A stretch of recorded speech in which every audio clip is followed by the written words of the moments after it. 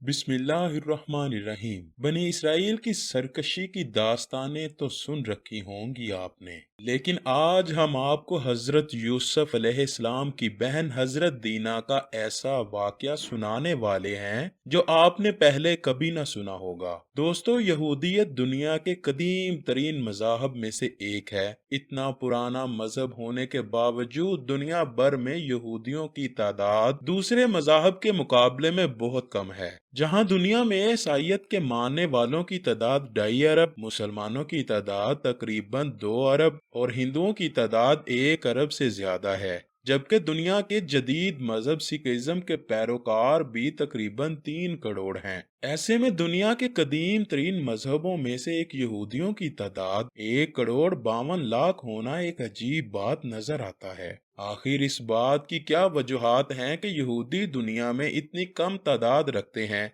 इसकी वजह यह है कि दरअसल यहूदी दौरे कदीम से लेकर आज तक इंतहाई नस्ल प्रस्त साबित हुए हैं। इनके नजदीक दुनिया में यहूदियों से अफजल नस्ल कोई नहीं। इसी बिना पर ये लोग ना तो दूसरी अकवाम को अपने मजहब में कबूल करते हैं और ना ही इनके यहाँ अपने बच्चों की शादी ब्याह की इजाजत देते हैं। इनके मुताबिक असल यहूदी वही हैं जिसके माँ और बाप दोनों हजरत यकूब अलैहिस्सलाम के 12 बेटों की औलाद में से हों। उनके अलावा ना तो कोई बाहर का शख्स यहूदियत में कबूल कर सकते हैं और ना ही कोई यहूदी लड़की या लड़का गैर अक़वाम में शादी ब्याह कर सकते हैं। अगर कोई यहूदी ऐसा करता है तो वो खालिस यहूदियत से खारिज हो जाता है। यहूदियों की खुद पसंदी और नस्ल परस्ती कोई नई चीज नहीं। ये जज्बा उनमें उस दौर से पाया जाता है जब उस कौम की इब्तिदा हुई थी। इस ज़मन में हम आपके सामने जो किस्सा बयान करने जा रहे हैं वो दरअसल अहले किताब का है, यानी बाइबल और तलमूद दोनों में मौजूद है। तलमूद यहूदियत का मजमुआ कवानीन है जो यहूदियों की जिंदगी में तकद्दुस का दर्जा रखता है।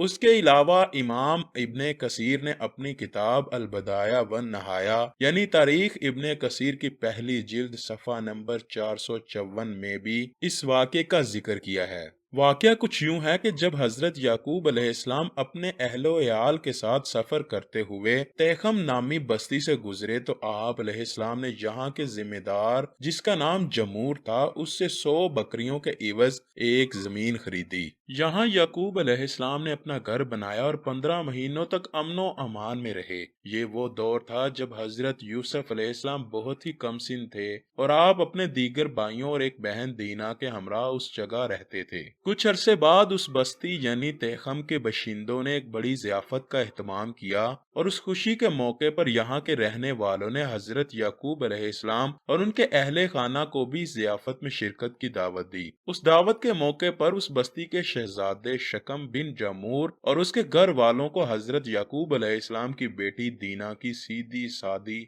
शख्सियत बहुत पसंद आई। उस दावत के बाद बस्ती का हुक्मरान जमूर हजरत याकूब अलैहिस्सलाम के पास हाजिर हुआ।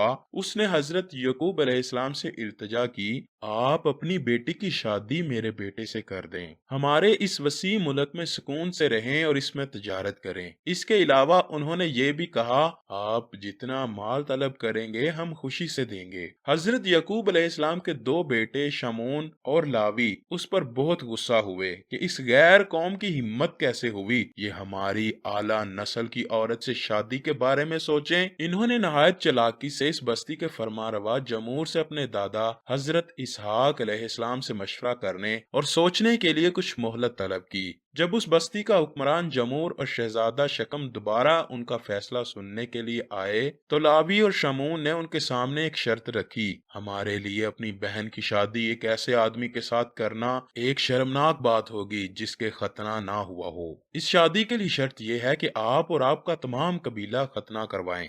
ये बहुत बड़ी शर्त थी, लेकिन तैखम नामी उस बस्ती के तमाम मर्द अपने शहजादे और बादशाह की खुशी की खातिर खतना करवाने पर रजामंद हो गए। खतना करवाना दरअसल बनी इसराइलियों की तरफ से कोई शर्त न थी, बल्कि ये एक चाल थी। जब ये तमाम शहर खतना करवा चुका तो उससे अगले ही दिन वो लोग अपने इरादों को पूरा करने निकले और एक नागहानी आफत की तरह उस बस्ती पर टूट पड़े। उस बस्ती के तमाम मर्द खतने के बाइस दर्द में मुब्तला थे। चनाचे हजरत यकूब السلام کے بیٹوں کو زیادہ مزاحمت کا سامنا نہ کرنا پڑا اور انہوں نے بستی کے حاکم جمور اور شہزادے شکم سمیت تمام بستی کے مردوں کو قتل کر کے ان کا مال و اسباب لوٹ لیا۔ حضرت یعقوب علیہ السلام کو جب اس بات کی اطلاع ملی تو آپ علیہ السلام اپنے بیٹوں کی اس حرکت پر شدید غم زدہ اور ناراض ہوئے اور اپنے بیٹوں کی اس حرکت پر شدید ملامت کی۔ اس واقعے پر حضرت یعقوب علیہ السلام کی ناراضگی اس حد تک تھی کہ بائبل کے مطابق جب آپ نے اپنی آخری وصیت کی تب بھی اپنے بیٹوں شمون اور لاوی کو بے گناہ انسانوں کے اس قتل عام پر معاف نہ کیا تھا۔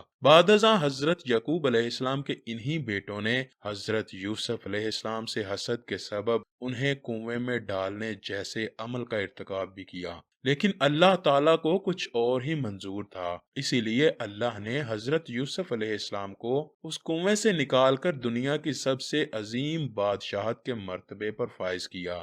یعنی آج ہزاروں سال گزر جانے کے بعد بھی یہ قوم یعنی بنی اسرائیل آج بھی اپنی اسی ہٹ درمی اور نسل پرستی میں مبتلا ہے۔ اللہ سے دعا ہے کہ وہ تمام مسلمانوں کو یہودیوں کی چالوں سے محفوظ فرمائے اور ہمیں اپنے پیارے نبی حضرت محمد صلی اللہ علیہ وآلہ وسلم اور ان کی آل سے سچی اور پکی محبت عطا فرمائے۔